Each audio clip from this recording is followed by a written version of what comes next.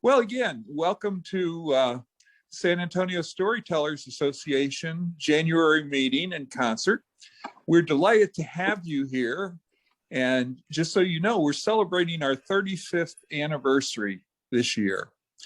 Tonight, we're very, very fortunate in having such a variety of tellers and hopefully some new people who want to join in the storytelling experience by telling a story. Those of you who are here to listen, we're delighted to have you here and look forward to you being a permanent part of our group. We will begin tonight with Emcee Simpson, who is really both a lover and an expert of Japanese culture.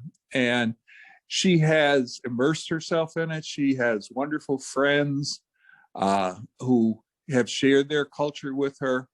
And we are fortunate tonight that she's going to share some of that knowledge with us. Without further ado, Emcee, the floor is yours. I love storytellers because they exaggerate. I am a lover of Japanese culture, but I always say, oh yeah, I speak fluent Japanese, at least 20 words. But I do have a very good friend, Hiroko Fujita, who is a Japanese storyteller, and she made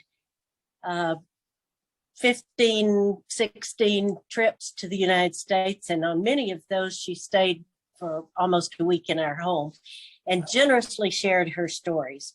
Well, this is a story about a new year. And in the olden times in Japan, everybody got 1 year older at New Year's. They didn't celebrate the anniversary of the day you were born. I wouldn't celebrate in August, but in January, then I would become 1 year older. And so everybody would clean their house top to bottom. They would clean out every storage container. They would pay all their bills, make sure everything was paid up. They would return anything that had been borrowed. And of course, they would cook in advance because you couldn't cook on New Year's Day. It was so special. And everyone would have new clothes to wear. Well, this is a story about Toshigami-sama, who is the god of ages. And even though since World War II, Japanese people have celebrated birthdays as we do on the anniversary of the day we were born, Mrs. Fujita tells this story to remind us that every year of life is a gift. So this is Toshigami-sama, the god of years, god of ages.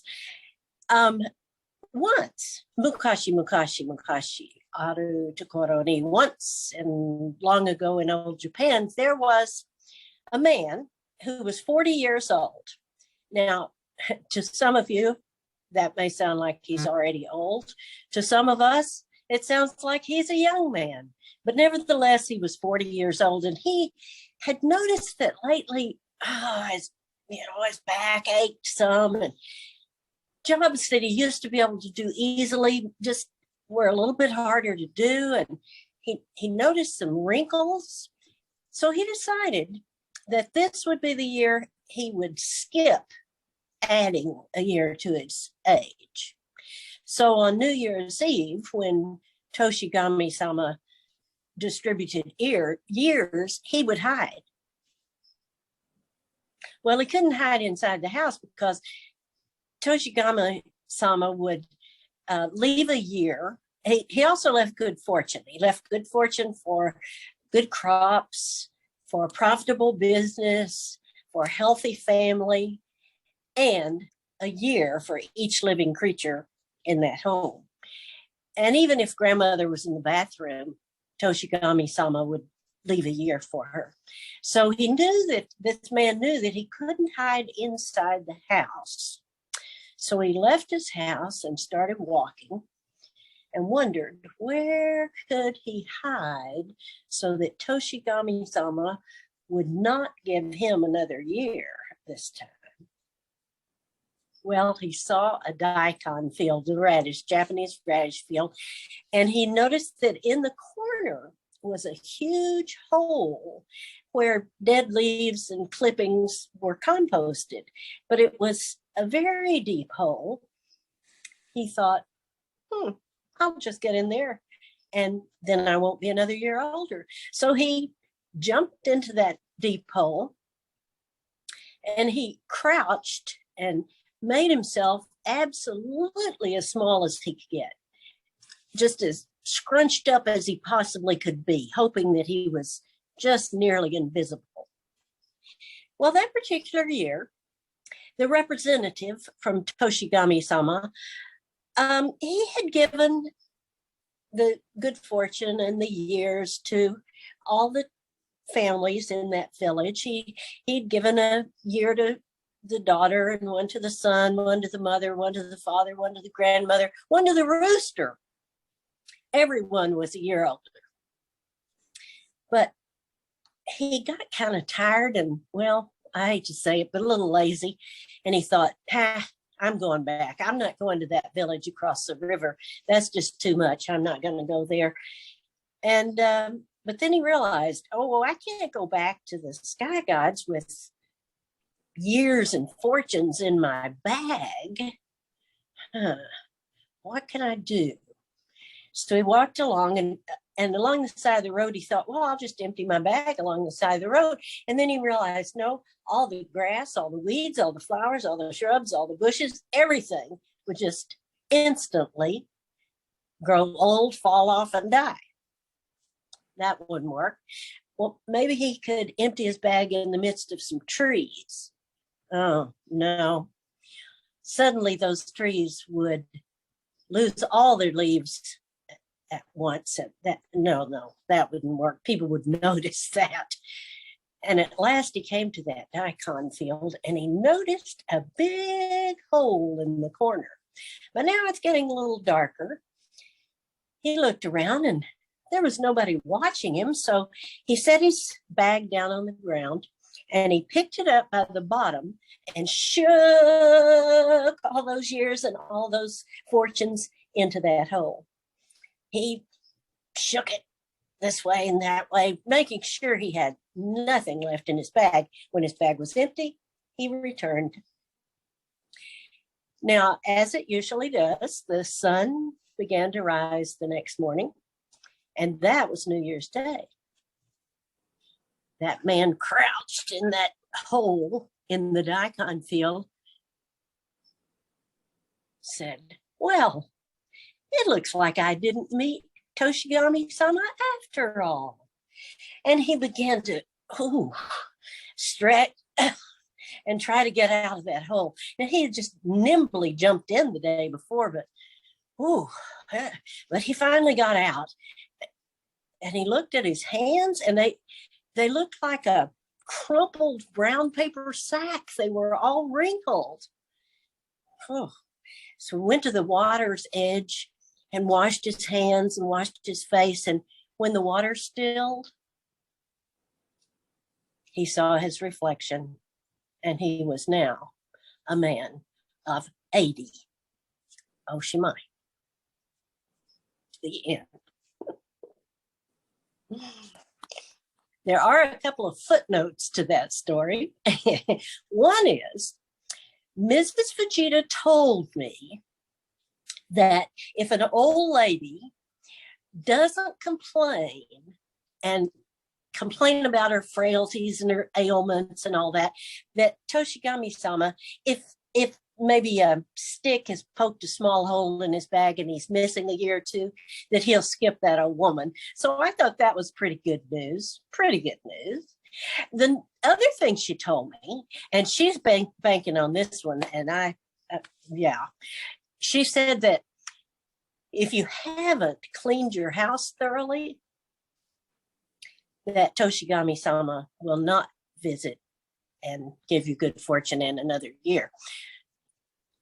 She didn't think she had to worry, and I'm pretty sure if you've seen my garage, I don't need to worry about that. That is a story from The Price of Three Stories by Hiroko Fujita and Franz Stallings. Toshigami-sama, the God of Ages. Wonderful. Thank you so much, Nancy. I wish I could find a way of cutting a hole in his bag when he comes to visit me, but we'll work on that at some point in the future. Yeah. Thank you very much. Well, now we go to the other part of the world, and we have with us this evening one of our most well-known and I'd say fabulous Irish storytellers in both Ireland and here in the United States. We are fortunate, she comes from the Achill Islands and she leaves us a couple of months of the summer, but fortunately now, because of the internet, we can keep in touch. But she comes back to San Antonio to share her love of all things Irish, and most of all, to me, her stories, which I love to hear. Without further ado, we have Jane McDaniel, who's going to share a story with us tonight. Jane, it's your floor. Thank you, John. Well, this afternoon I spoke with a lady from Rheinland-Pfalz. It was interesting. I was able to try some of my German. And I thought, well, instead of an Irish story, I'll tell a German story. And I went on the search. And I found one from 1650. It's from Hans Moschur-Osch's book, Wunderliche and wahrhafte Geschichte Philanders von Sittenwald, which the Grimm brothers picked up. And I found it in a newer version. It's about the story of the mouse, the bird, and the sausage. And you may have heard this before. So there was a mouse, a bird, and a sausage. And they were fast friends. The three of them decided to set up home together, and they lived together for quite some time and quite well. And they lived within their means, which meant that they could put a little money on the side. And they had the jobs involved in taking care and running the household. They had them divided up. And the mouse, his job was, or her job, was to go to the well and get the water, and then to start the fire and lay the table. And the sausage's job was to do the cooking. And the bird, well, his job was to go fly into the forest and bring back wood for the fire, which he did every day, once a day.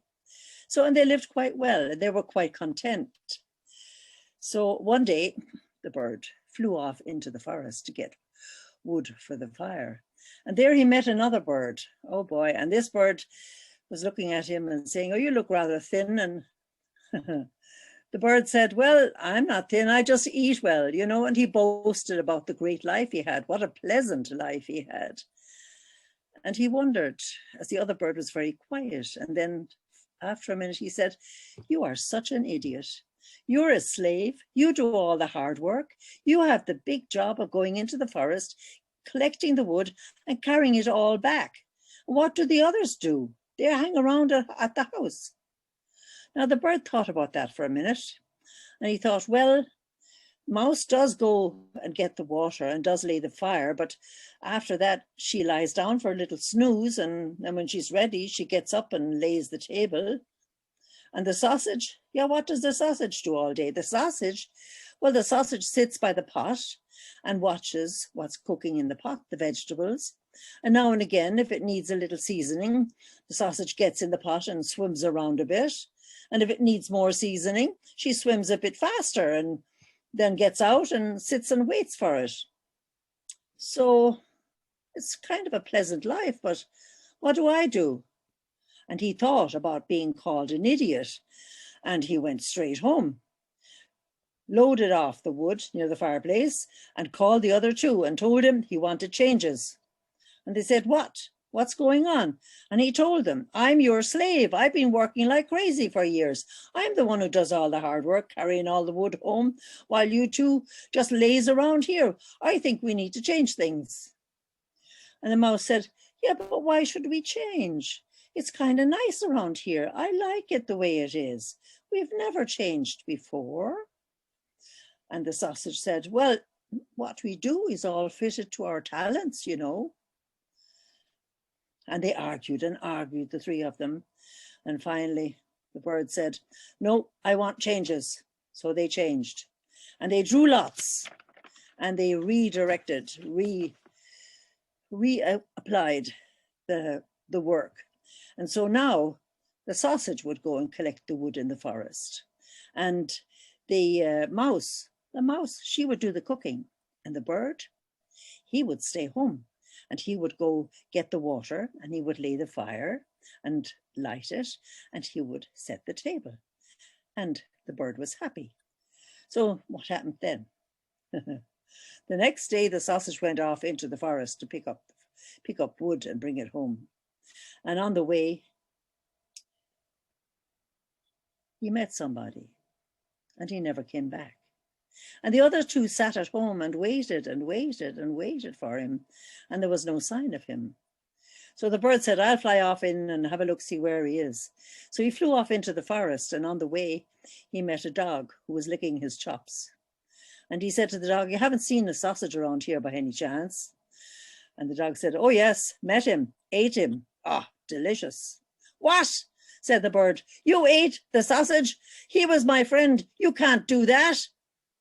I don't know about that, said the dog. There's no sausage season as far as I know around here. You can't do that, said the bird. That's murder. I'll have you arrested. No, you can't have me arrested. How would you do? Anyway, he was carrying papers of forged. They were forged, those papers that he had. And that's a capital offense. Forged papers, said the bird. Show me. What nonsense that is. Show me, give me proof. Oh, said the dog, I ate those too. So, you know, when there's an argument or a fight between a bird and a dog, there's only one winner, and it's never, never, ever the bird. So the bird went home. And when he got into the house, he told the mouse what had happened. And the mouse said, Eden, our friend the sausage, I'm so sad. I'll miss him. And the bird said, yeah, it is sad, but we have to go on with life, you know. We have to go on and manage as well as we can. So bird laid the table, and while mouse put the finishing touches to the soup. And mouse was standing by the handle of the soup pot and thinking, what did sausage always do? He used to swim around in the pot and to season it, and well, I could do that. It needs to be seasoned.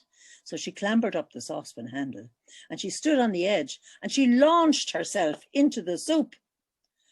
Now, I don't know quite 100% what happened, but I almost suspect that the mouse couldn't swim, or maybe it was just too hot for her. But anyway, she went under and she never came back up again.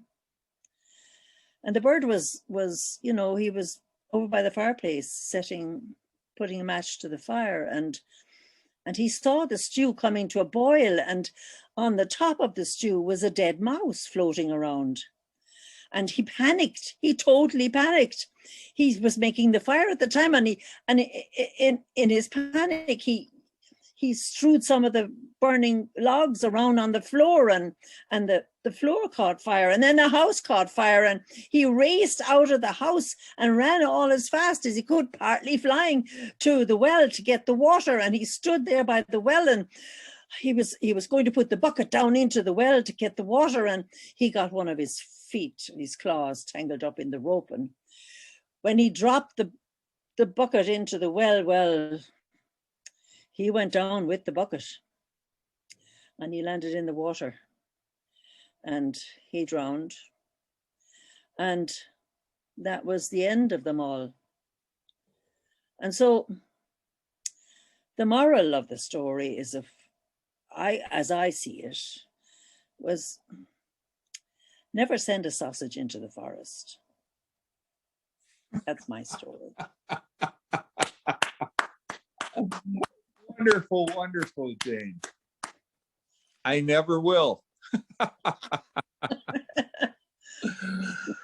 Well, now we are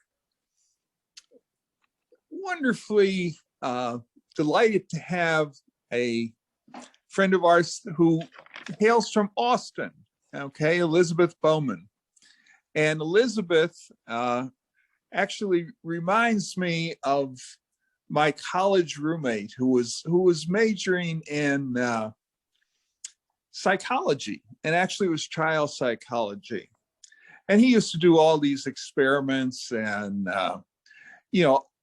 tried to tell me, who was not a believer much at that point in psychology, that really psychology taught you how to most deeply live your life.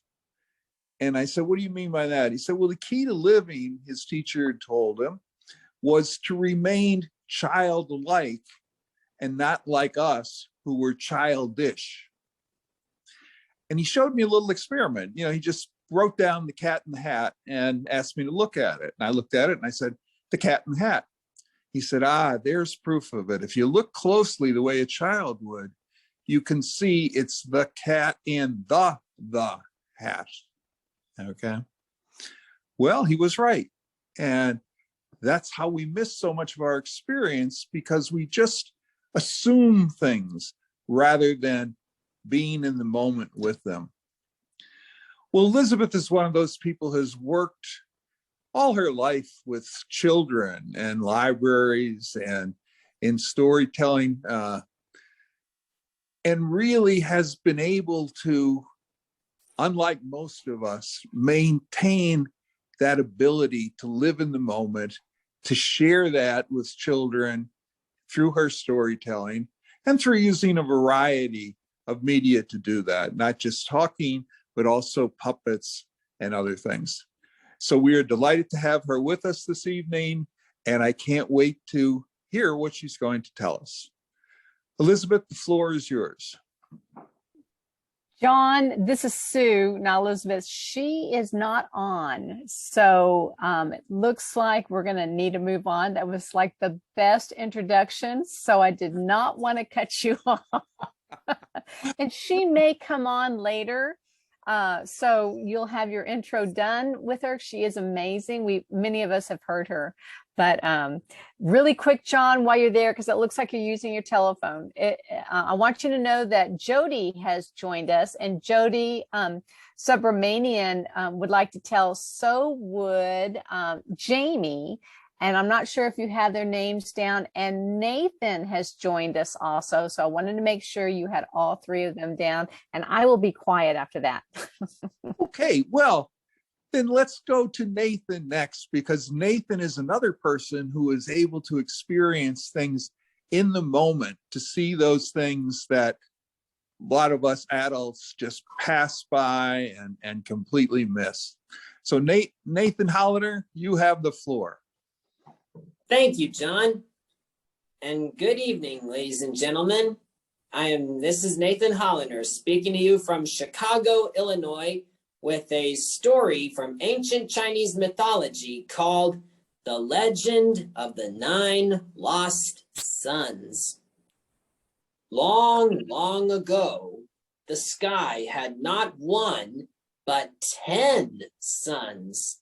And every day, the sun goddess Shiho would pick up one of her sons and wheel him across the sky in her chariot, while the other 9 would frisk about in the leaves of the Fusong tree, which was more than 10,000 feet high. This worked well until one day the 10 sons grew tired of this routine, and they decided that they would all run across the sky at the same time so they could create enough light and heat so they could all take a few days off. Unfortunately, they caused such intense heat that they dried up all the rivers and scorched the earth, causing widespread drought. Taking pity on his people, the sun god Dijon sent out his most experienced archer, Hao Yi, armed with 10 magical arrows, to hunt down and kill the 10 sons. Hao Yi was successful in hunting down and shooting 9 of the sons, and he was just about to kill the last one when a young boy snuck up and stole his 10th and final arrow and saved the world from eternal darkness. And that's my story. Well, thank you very much, Nathan. I hope you're staying warm out there in Chicago. From what we can see here in Texas, you've had a little bit of rough weather out there. But since I lived in New England for 30 some years, the only snow I like to see anymore is on television as part of a Christmas story. But thank you again, Nathan. I really appreciate it. You're welcome. And everyone loved your story. Thank you. As a matter of fact, there's a chill wind of below 0 degrees up here in Chicago. Woo! That's how cold it really is. Wow. Okay, well, thank you very much. And let's move on to Jodie. Jodie, would you take the floor and tell us a little bit about yourself?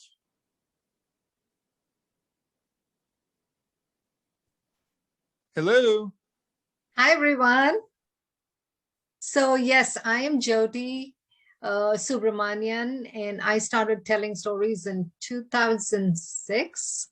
I got into telling Hindu mythology stories, and I absolutely love them because there's a God for everything. So I can just, pick and choose the God I want to talk about. So that's me. I did start telling in tandem with my daughter, Meena, who was in 3rd grade at that time. But now she's a little too old to tell stories with me. She's 26 now.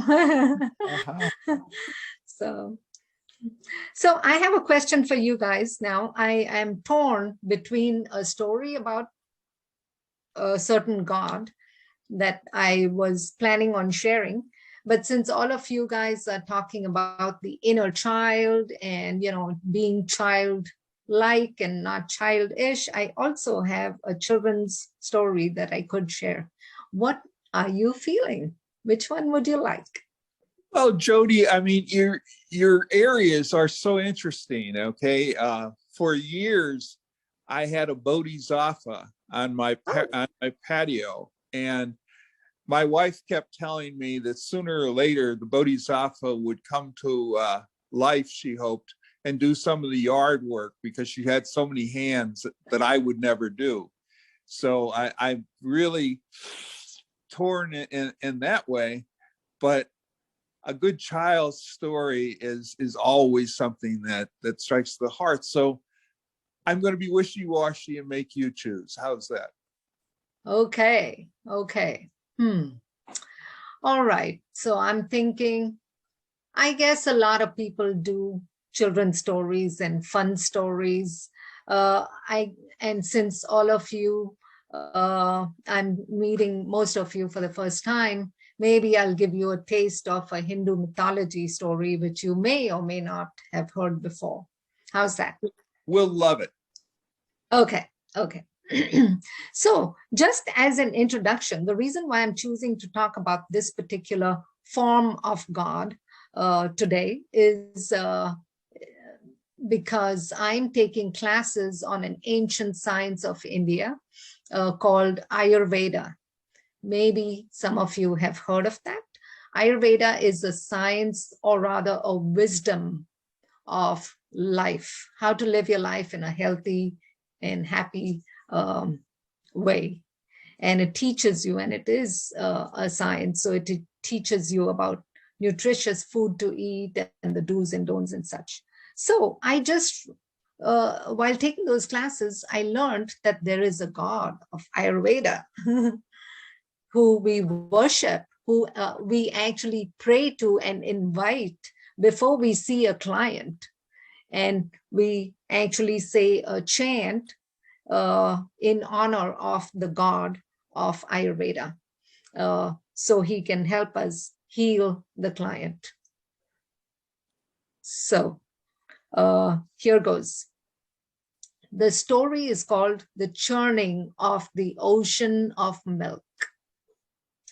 In ancient India, there used to live humans, of course, but also there lived demons and demigods right here on our planet Earth. Now, demigods are, you could say, assistants of the God, the Trinity, the creator, the generator, no, the creator, the operator, and the destroyer are the Trinity of Hinduism: Brahma, Vishnu, and Lord Shiva. So they are up there watching pretty much everything, and they have all these assistants, the demigods, who take care of most of the stuff, but they have limited powers. So because there were demons and humans living here on earth, of course, there was chaos. So that's why the demigods decided to come down to earth and live amongst them so they could kind of keep a balance. Now, one day, the demons found out that right here in the ocean of milk that we used to have on planet Earth, there is something called the nectar of life, which they understood as the nectar of immortality. And of course, they wanted some of that. So they tried to trick the humans into helping them and saying, we will share some with you and we can all live here forever and ever.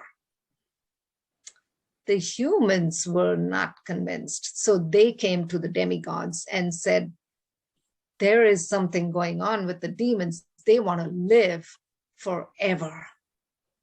How can you help us to make sure that they do not get that nectar of immortality? The demigods came to the demons and said, how about we help you churn the ocean of milk, and whoever gets the nectar at the end gets the nectar. And the demons thought, we can't, although we are a lot of us, we can't possibly churn the entire ocean on our own. We will need help. So let's get the help of the demigods and then make sure we get the nectar and they don't. So they decided to churn the ocean of milk. Now, up close to the Himalayas, which are the tallest mountains in between India and Nepal, they saw the largest mountain called Mandara is right there. I guess we'll chop that off and put it in the ocean and use it as a churning instrument. So they did that. And then they thought, well, to churn it, in order to move that huge mountain, we need something like a rope or something. So they went to Vasuki, the snake, a large snake, and they bowed down to him and said, please, can we use you as a rope so we can churn this ocean of milk and find the nectar of immortality? And maybe at the end, you may get some. So Vasuki thought, I don't know if they're going to share any with me, but oh well. He said, it's worth a shot. So he allowed them to use him as a rope. So they tied Vasuki, and the demigods were smart. They said, oh, how about we hold the head, because we don't want the tail end of the snake. We'll take the head and you guys take the tail end, which will not, hurt you or not try to spit fire on you or smoke on you. And of course, the demons thought, why do the demigods want the head? There must be something to that. And they said, no, we want the head. We want the head. We will get it. So the demigods looked at one another and said, oh, well, I guess we can give them the head. So they gave the head part to the demons. And then they started churning. And the demons were getting all that spit and the smoke and the fiery heat on their faces. And they were sweating and they were getting worn out. And the demigods were happily churning the ocean. Now, let me tell you, the ocean of milk is not a small entity. It took about 1,000 years of churning, which means they probably did shifts or something, huh? So anyways, all of that went on and on. But before they got to the nectar of life, a lot of different things came out, which were not so good. And also a poison came out of the ocean. Now, when the poison came out, the humans didn't want that. And of course, the demigods didn't want that. And the demons, no. So they looked up at the skies and said, someone please help. Even the demigods didn't have power to take that poison and transmute it to something else. So Lord Shiva, the destroyer, came down to earth as quick as he could, and he drank that poison. Now his consort, Parvati, said, stop, Shiva, stop. Don't swallow that poison. And he held it in his throat. And even today, he is called the blue-throated one because his whole entire neck is blue and actually kind of beautiful, almost like a jewel in his throat. And then eventually, the nectar of life came out, not just on its own, a form of Lord Vishnu, which is the operator. So I forgot to tell you, the way we remember God is G, generator, which is Lord Brahma. Vishnu is the operator, O, and Shiva is the destroyer, G-O-D. So Lord Vishnu himself came out of the ocean with the nectar of life to the demigods and offered it to them. And as he was offering that nectar to them, the humans were right there too, and they wanted some. Now, at that moment, something happened in the skies, and everyone looked up at the skies because there was this beautiful chanting coming from the skies, and they looked around. They couldn't see anything, but they heard it very clearly. It was a chant, which is what we use even today. Ragadirogan satatanushakta asheshakaya prastradana sheshan autsukya moha ratidan jaghana yo apurva vaidyaya namostu tasmai. Now that chant, which was sung by angels or someone out there, is remembered even today because it was passed on verbally from the demigods to the humans and the humans to the next generation and such. So even today, we treat that form of Vishnu, which is called Dhanvantari. We treat him as the god of health and longevity because he brought out the nectar of life. So to the demigods, he offered that nectar, and they lived forever and ever. But the demigods passed on a little bit to the humans and said, sorry, you cannot live forever, but you can learn how to live a healthy and long life with the right code of ethics. And that can be passed on from generation to generation with wisdom. And that is the science of Ayurveda, which we practice for healing people with ailments. Fantastic.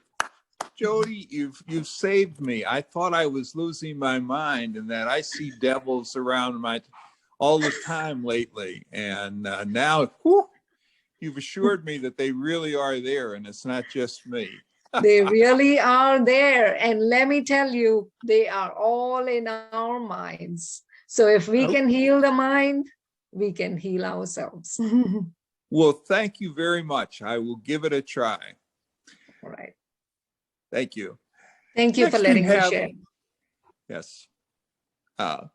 Next, we have Sue Whipple, who is one of the first persons that I met years ago when I first joined, or the first meeting I went to of the San Antonio Storytellers. And Sue is a person who has a unique talent. It's almost that she can absorb what I guess the Germans would call Gemeinschaft, the spirit around her, and the experiences of others she remembers and empathizes with in such a way. And these are what really seem to motivate her stories. And without further ado, Sue Whipple, the floor is yours. Okay, I think I just unmuted. Can you Okay. hear me? Well, I've already introduced you, Sue, so they all know how terrific you are already. So why don't you just launch into your story? Okay, my story is actually a group of stories. It's some Jewish folk tales. And the subtitle is Stories from Helm. And I'll explain that as we go. Once upon a time, long, long ago, in Poland, Jews were not allowed to live wherever they wanted. They were required to live in little towns called shtetls that were in the eastern part of Poland by the border of Russia. There they lived in wooden shacks, and when the winter winds came, the winds would whistle through the cracks in the wood, and it was very unpleasant. The families were very large in those days, as they were all over the world. Mama stayed home, she raised the children and kept the house, and she sewed and she cooked and she mended and she did whatever she could to make do. Papa often had a wagon that he used to haul goods for people. Or maybe he was a shoemaker or a butcher or a milkman. Because men in those days, the Jewish men that is, there were laws, decrees, and rules that did not allow them to own their own business or to learn certain trades. These were poor, simple folk who lived a hard scrabble life. They tried to earn a living where there was no living to be made. But they did the best they could and tried to keep their family together and safe. Now, one of these small shtetls, one of these towns, was called Chelm. We don't know anymore if this was a real town or if it was stories of many towns all collected in one. But the people who lived there were portrayed as being very foolish. On the other hand, they might have been a little wise. That's for you all to figure out. And then the thing is, why were they portrayed that way? Probably they made fun of themselves because they needed to have a little levity in that tough life that they lived. And then people from other towns told the stories because it helped them with their own burdens. The Chelmniks, that is the people of Chelm, were always getting together to discuss problems and go into in great detail with whatever was happening to them that concerned their daily life. Whenever there was a question, they called a meeting. Well, one day, Rivka, the butcher's wife, buttered a piece of bread for her breakfast, and it fell out of her hand onto the floor. And when she looked down, she saw that it fell buttered side up. Well, that never happened before. Everybody in Chelm knows that when a piece of bread is buttered, it will always fall buttered side down. This is like a law, a commandment etched in stone, that a piece of bread falls buttered side down. And Rivka and her husband, the butcher, were very worried and very concerned that it happened the other way. So they called the council of elders, who met for 7 days and 7 nights discussing the problem. That was the usual time for taking care of things. And at the end of the 7 days, the head of the council went to Rivka's hut and stood before her and said in a deep voice, "Rivka, my dear, the entire council has come to a conclusion. They know that a piece of bread, when it's buttered, it always falls buttered side down. Therefore, you buttered your bread on the wrong side."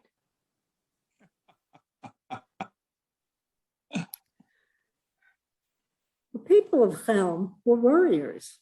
They worried about everything. They worried all day long, and it affected their families and it affected their work.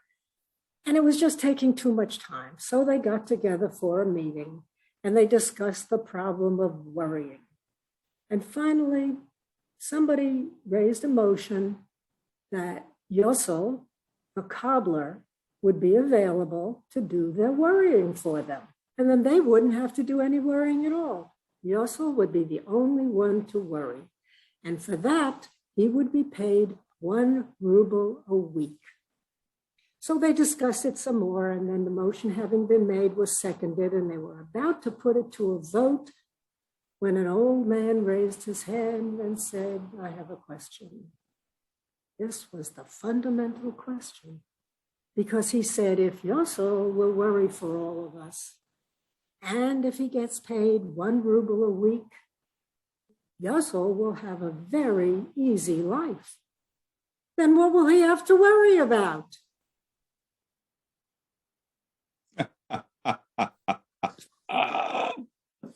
Now, the rabbi of Chelm was revered for his wisdom, and he was asked all kinds of questions all the time.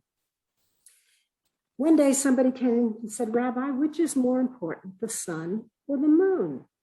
He said, "Well, the moon, of course, because the sun shines during the day when we already have all this light, but the moon shines at night when we need it the most."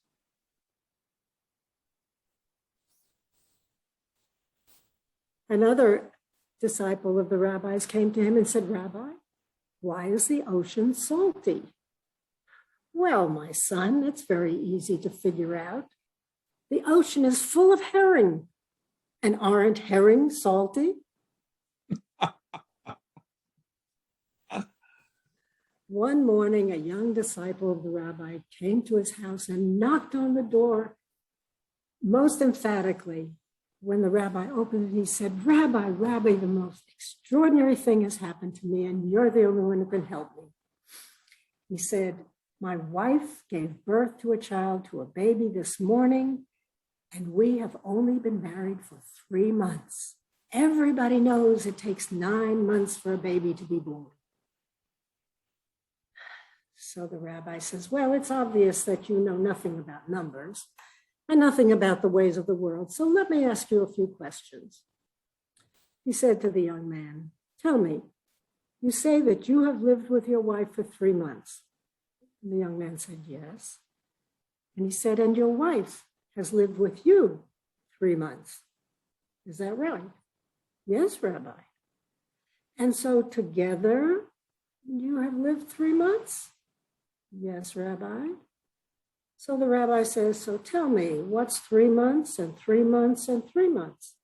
"9 months, Rabbi." "So what seems to be the problem?" he said.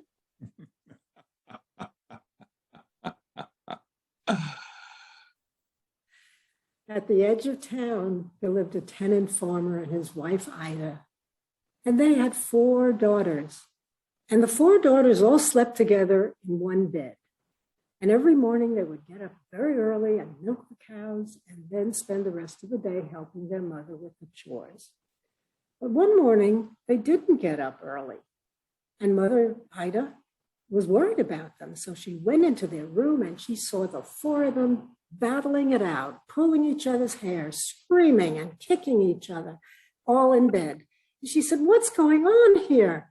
They said, "Mama, something has happened and our feet have all gotten mixed up during the night and we don't know whose feet are whose." Oh, Ida didn't want to hear that because she knew of a story where it didn't turn out very well when that happened. She said, "Listen, girls, you stay right there and behave yourselves.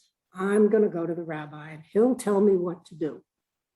Well, she detoured a little and went to the neighbor and asked the neighbor lady if she would milk the cows that morning. And the lady said yes. And she headed out to the rabbi. And as she went, other villagers joined her and other neighbors, and there were quite a procession. They got to the rabbi and she told him the story of the mixed up feet. And he said, aha, he stroked his long white beard and he pondered deeply for a while. And then he put on his silver-rimmed glasses and he said, "There is no absolute solution to this problem. But I will tell you something that has been tried before and it was successful, and maybe it'll work in this case." He said to Ida, "Go home and get yourself a big, long, stout stick. Go into the house very quietly and into the daughter's room very quietly, and then take that stick and whack the blanket, the quilt, with that stick. And maybe they'll all figure out which are their own feet and jump out on their own feet." So back she went to the house with the neighbors following her. And she found a big, straight, strong stick. And she very quietly went into the house and went into the room. And she took that stick and she whacked the quilt. And wouldn't you know, all four daughters jumped out of bed, all jumping on their own feet. And everybody in Chelm, all the neighbors, all the farmers, all the craftsmen, everybody were just convinced that their rabbi was the smartest, wisest rabbi of all. Sue, thank you so much. There's Really- one more. There's one little more. Okay. Okay. Rabbi was in his study one day and a man came by and said, "Rabbi, I'm very concerned about Chelm. Do you think Chelm has a future?" And the rabbi said, "Oh, my child, don't worry about it. Chelm definitely has a future and it will arrive any day now." And those are my stories from Chelm. Thank you. Thank you so much, Sue. We really appreciate your storytelling, your wisdom, and sharing it all with mine. The floor is yours. No offense taken, I can assure you. Well, I come from a background of teaching and writing. I did some freelance writing and I taught for 25 years before I retired. And if there was one thing I learned during those years, it was this: the lead is everything. When you write a piece for a newspaper or a magazine, the lead has got to capture the imagination of the audience you're talking to, if you will. And when I was a teacher, I was observed by supervisors who sometimes would say, "Jamie, the lesson was good, but the lead didn't really relate to the lesson. You need to focus on the lead a lot more if you want to capture the student's imagination. That's what's so critical to teaching." Let me try to see if I can provide a lead for us tonight that hopefully might capture our imagination, our collective imagination. Take a look at this. Did you ever see one of these before? I saw this for the first time when I was about 5 years old, atop my grandparents' mantle in their living room. Anybody ever seen one of these before? Well, you know what it is? I'm going to give you a little hint. See that little hole in the bottom there? This originally was an artillery shell And after World War II, some artists collected these and made them into these brass sculptures known as shell art. And if you'll take a look at this, you'll see the letters V-E-R-D-U-N, Verdun, a very critical battle of World War I. My grandfather was in France, and I believe he was in that battle, and he brought home 2 of these as souvenirs from World War I.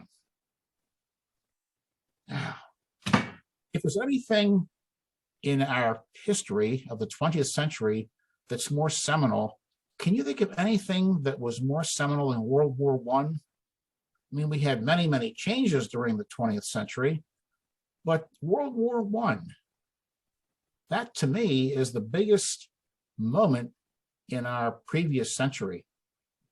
And I'd like to share with you a little story, a true story about my grandmother who grew up in Cincinnati, Ohio. In Cincinnati, there was a school called Hughes High School, which was ahead of its time in many ways. It was a magnet school, but it didn't quite go by that name. And young people from any background, whatever, could go to Hughes High School for free and get a pretty good education in STEM, science, technology, engineering, mathematics. So my grandparents went there, my grandfather, who later became an engineer, electrical engineer, and my grandmother, who never became an engineer, but I think she went there because her boyfriend went there and she wanted to be close to him during that time. She never became an engineer. She never went to college, but I think she really liked that school because that's where her boyfriend went. Well, unfortunately, my grandfather had to go overseas to fight in the war. And when my grandmother was still at Hughes High School, she followed her usual routine of taking the train from North Bend, where they lived. She and my grandfather were neighbors. They hopped on the train, took it to Cincinnati, and then took what they called the traction car, which is kind of like the tram we have nowadays. They took the traction car from the railway station to the high school. And then on the way back, they just reversed the process, took the traction car from the high school to the train station, took the train from the station in Cincinnati to the train station in North Bend. Then they walked home to their families. Well, the war affected people in many, many ways. My grandmother told me that when she was about 16, that she loved to go dancing and having fun with friends, but by the time she was 17, World War I was in full swing, and there wasn't really much to do. All the boys were overseas fighting in the war. However, something did happen that really changed things for her and for many, many others, not just in Cincinnati, but throughout the world. And I think we can all identify with this very, very personally, very vividly. The Spanish flu took hold. You know, we have COVID. Well, back in 1918, they had the Spanish flu. Did it originate in Spain? Nobody really thought so. But because Spain wasn't a belligerent in the war, they decided to call it the Spanish flu. And where was the first known case of Spanish flu detected? Nobody really knows, but what we do know was that in Fort Riley, Kansas, there was an epidemic of Spanish flu among many of the soldiers there. Well, my grandmother continued her journey on the train and the traction car during the war, as she had with my grandfather, taking the train from North Bend to Cincinnati, from the traction car to the high school and back. But she noticed something very, very strange. Where she used to sit on a wooden bench among many other wooden benches, they were no longer there at the train station in Cincinnati. There were coffins lined up, row upon row upon row upon row. The coffins were stacked about 3 high, as far as the eye could see. No benches were there for people to sit upon. You know, you've heard the poem, In Flanders fields, the poppies grow between the crosses, row on row. Well, these were coffins of soldiers who had died of the Spanish flu in a nearby army camp. And there they were, these coffins stacked in 1, 2, and 3, row after row after row after row after row. Did she know how my grandfather was? She had no idea. Did she know how her brother was, who is, by the way, a very good friend of my grandfather? She didn't know. All they knew was that there were thousands and thousands and thousands of soldiers overseas, and there was a pandemic raging. What about our relatives? Well, this happened in the 20th century. They had their pandemic. And now, about 100 years later, we're having our pandemic. It's not a happy time, and I'm sure it's a time we'll never forget. But one thing I wanted to share with you too, was medicine used in that era? Yes. Aspirin. Bayer aspirin. You know, Bayer was the inventor and patent right, if you will, of aspirin. But at about that same time, the patent ran out.